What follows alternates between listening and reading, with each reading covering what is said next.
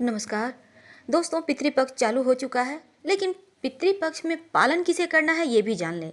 अगर आपके माता पिता जीवित हैं तो आपको पालन नहीं करना है।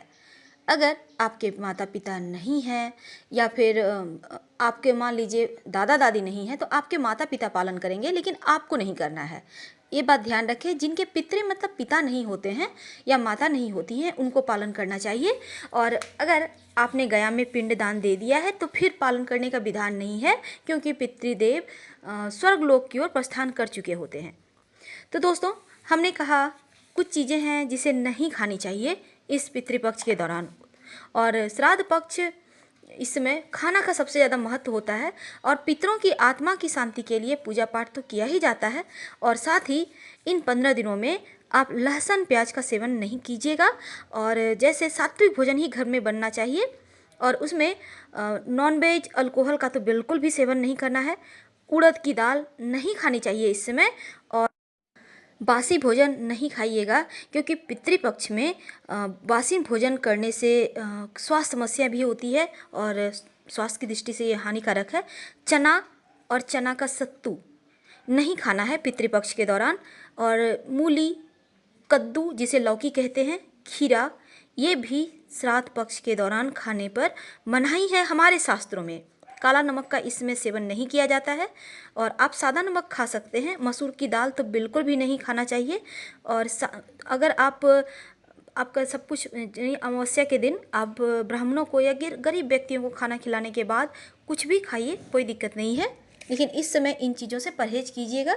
ऐसा करने से पितृदेव प्रसन्न होते हैं। वैसे तो विधान है भूमि के नीचे यानी ज़मीन के नीचे से निकलने वाली चीज़ भी नहीं खाई जाती है, लेकिन कुछ चीज़ें जैसे मेन है, आपको बैगन, साग, लहसुन प्याज, नॉनवेज जिसे मांस मदिरा कहते हैं, और सत्तू, इन चीज़ों का सेवन मत कीजिएगा। और तुलसी के पत्ते आप खा सकते हैं, ये भी बहुत अच्छा है। संभव हो तो आप गंगा जल डाल के जल में स्नान कीजिएगा। ऐसा करने से कुंडली के जो बड़े बड़े ग्रहण दोष भी होते हैं, पितर मतलब क्या होता है, राहु और केतु। और राहु और केतु जहाँ भी किसी भी ग्रह के साथ, जैसे गुरु के साथ बैठ गए तो गुरु चांडाल योग बन गया, चंद्रमा के साथ बैठ गए तो चंद्र ग्रहण योग बन गया।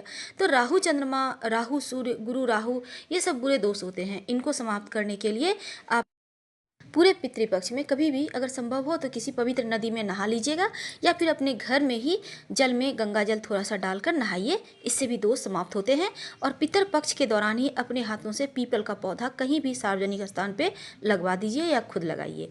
पितरदेव को इससे बहुत प्रसन्नता होती है, उन्हें शांति मिलती है। तो हिंदू धर्म में पितृपक्ष बहुत महत्वपूर्ण माना जाता है और ये वो समय होता है जब परिवार अपने पूर्वजों को याद करता है और पितरों की मुक्ति के लिए पूरे विधान से श्राद्ध कर्म भी करता है। तो घर के वो बड़े बुजुर्ग जो परलोक जा चुके हैं उनका धन्यवाद करने के लिए ये 15 दिन बहुत पवित्र माने जाते हैं। इस समय कई तरह के परहेज किए जाते हैं, सावधानियां बरतनी पड़ती है ताकि पूर्वजों का आशीर्वाद आपको बेहतर तरीके से मिल सके।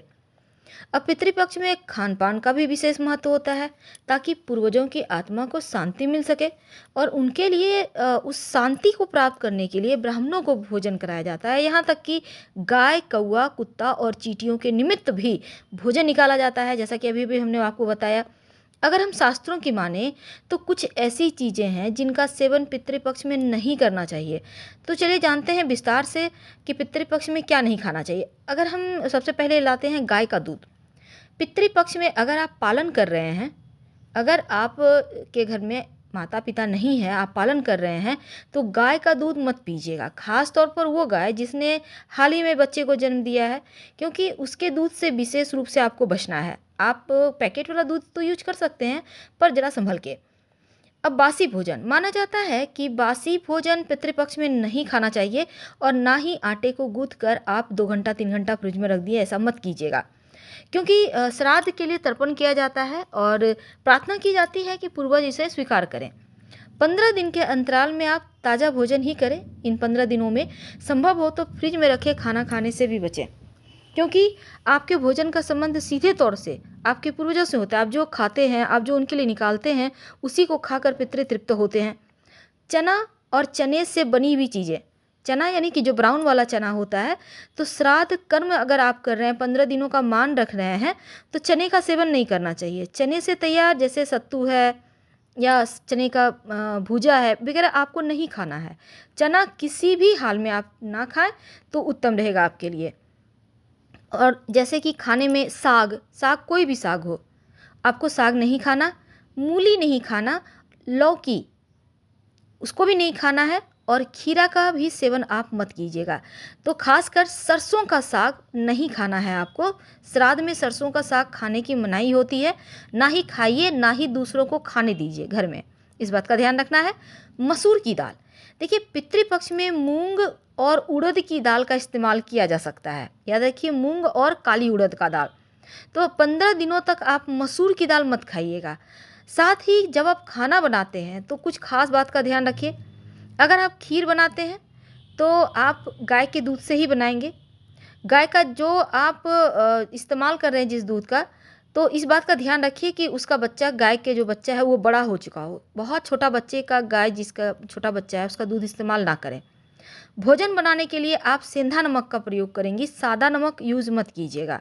और श्राद्ध के दौरान खाना बनाने वाले अपना चेहरा पूरब की तरफ रखकर ही भोजन तैयार करें, तो पितृ अति प्रसन्न होते हैं और आशीर्वाद बरसाते हैं। तो इन नियमों का आपको पालन करना चाहिए, क्योंकि माना जाता है कि अगर विधि पूर्वक श्राद्ध और तर्पण ना किया जाए तो व्यक्ति जो नहीं हैं उन्हें इस लोक से मुक्ति नहीं मिलती। और ब्रह्मवैवर्त पुराण के अनुसार देवताओं को प्रसन्न करने के पहले व्यक्ति को अपने पितरों यानी कि पूर्वजों को प्रसन्न जरूर करना चाहिए। अगर हम ज्योतिष की माने तो पितृदोष सबसे जटिल कुंडली का दोष है, और पितरों की शांति के लिए हर वर्ष भाद्रपद माह के शुक्ल पक्ष की पूर्णिमा से आश्विन कृष्ण पक्ष की अमावस्या तक के काल को पितृपक्ष कहा जाता है, और इसमें श्राद्ध किया जाता है। हालांकि इसमें यह भी माना जाता है कि कुछ समय के लिए यमराज पितरों को आज़ाद कर देते हैं ताकि वो अपने परिजनों से श्राद्ध ग्रहण कर सके। ब्रह्मवैवर्त पुराण में एक और चीज़ है कि उचित वस्तु, उचित काल या स्थान पर पितरों के नाम उचित विधि द्वारा ब्राह्मणों को श्रद्धापूर्वक दिया जाए तो वह श्राद्ध कहलाता है। श्राद्ध का मतलब ही होता है श्रद्धा, और श्राद्ध के माध्यम से पितरों को तृप्ति के लिए भोजन पहुंचाया जाता है। वैसे तो पिंड के रूप में पितरों को दिया गया भोजन श्राद्ध का अहम हिस्सा होता है। मान्यता है अगर पितर रुष्ट हो जाएं तो मनुष्य को जीवन में कई समस्याओं का सामना करना पड़ता है, और पितरों की अशांति के कारण धन हानि होती है, संतान की समस्या होती है, संतानहीनता होती है। तो ऐसे में पितृपक्ष के दौरान श्राद्ध अवश्य करें ताकि पितृ प्रसन्न हों। श्राद्ध में तिल, चावल, जौ का ज़्यादा महत्व है। तो हम आपसे विदा लेते हैं, फिर मिलेंगे, बहुत सारी बातें करेंगे। हर हर महादेव। जानकारी अच्छी लगे तो लाइक कर सब्सक्राइब जरूर कीजिएगा। धन्यवाद।